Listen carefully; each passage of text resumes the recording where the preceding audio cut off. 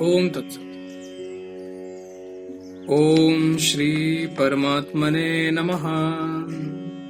ओम श्री गुरुवे नमः। वासना, अभिमान और ऐषणा का त्याग करके परमात्म पद में प्रतिष्ठित होने की प्रेरणा तथा तत्वज्ञानी महात्मा की महत्तम स्थिति का वर्णन श्री रामचंद्र जी कहते हैं।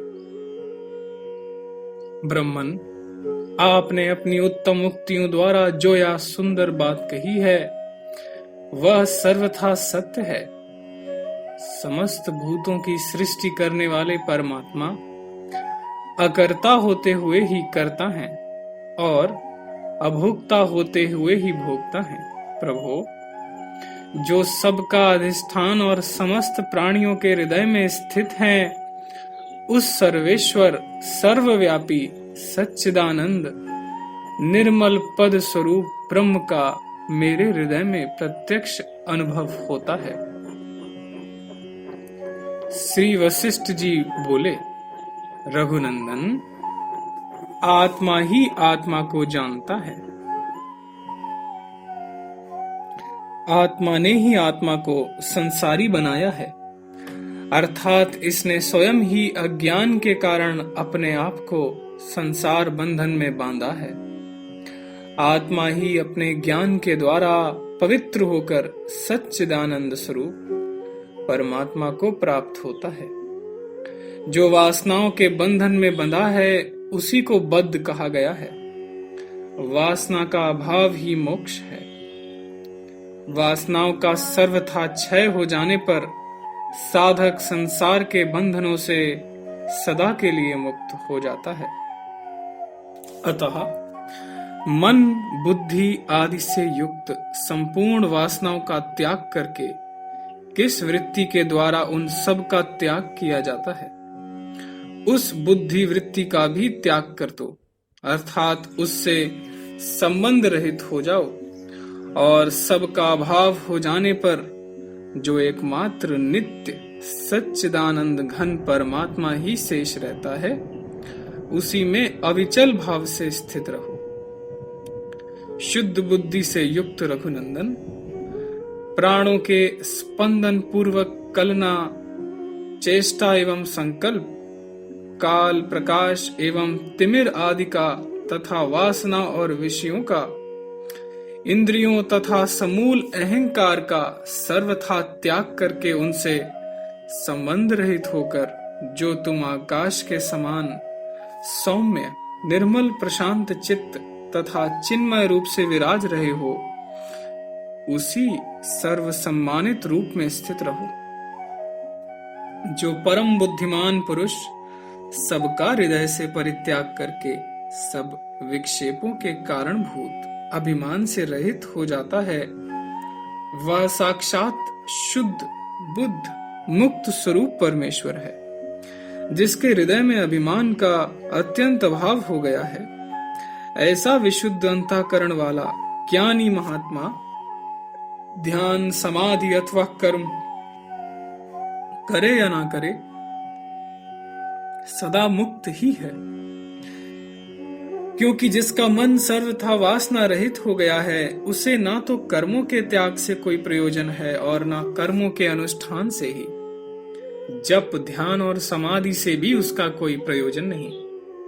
मैंने शास्त्र का अच्छी तरह विचार किया और चिरकाल तक सत्पुरुषों के साथ परामर्श करके यही सार निकाला कि संपूर्ण वासनाओं से रहित हुए सच्चिदानंद घन परमात्मा के निरंतर मनन रूप मौन से बढ़कर दूसरा कोई उत्तम पद नहीं। दसों दिशाओं में घूम घूम कर मैंने सारी दर्शनीय वस्तुओं को देख लिया।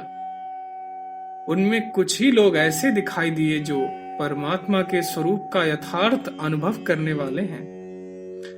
मनुष्य के जो कोई भी लौकिक शुभ आयोजन हैं और जो भी उनके व्यवहारिक सत्कर्म हैं, वे सब केवल शरीर का निर्वाह करने के लिए ही हैं, आत्मा के लिए नहीं। पाताल, भूतल, स्वर्गलोक, ब्रह्मलोक और आकाश में कुछ ही ऐसे प्राणी दृष्टिगोचर होते हैं, जिन्हें सच्चिदानंद परमात्मा का यथार्थ बोध हो गया है। जिस ज्ञानी के यह ग्राह्य है, यह त्याज्य है, इस तरह से अज्ञान जनित निश्चय नष्ट हो गए हैं, ऐसा कर्तव्य अकर्तव्य दृष्टि से रहित ज्ञानी महात्मा अत्यंत दुर्लभ है।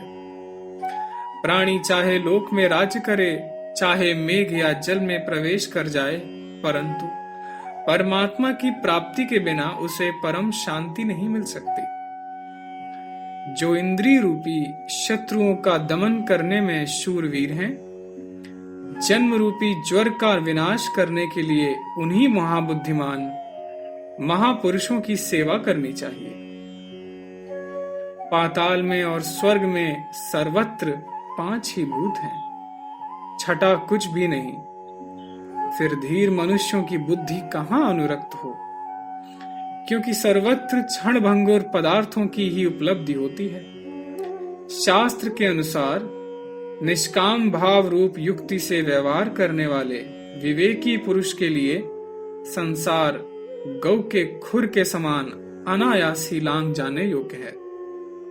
परंतु जिसने उपर्युक्त युक्ति का दूर से ही परित्याग कर दिया है, उस अज्ञानी के लिए यह संसार महाप्रलय कालीन महासागर के समान दुस्तर है। पाताल से लेकर स्वर्ग पर्यंत इस जगत में ज्ञानी महात्मा पुरुष के लिए कोई भी कर्तव्य नहीं। जैसे मंद मंद वायु के चलने से पर्वत नहीं हिलता, वैसे ही भोग समूहों से तत्व ज्ञानी पुरुष विचलित नहीं होता।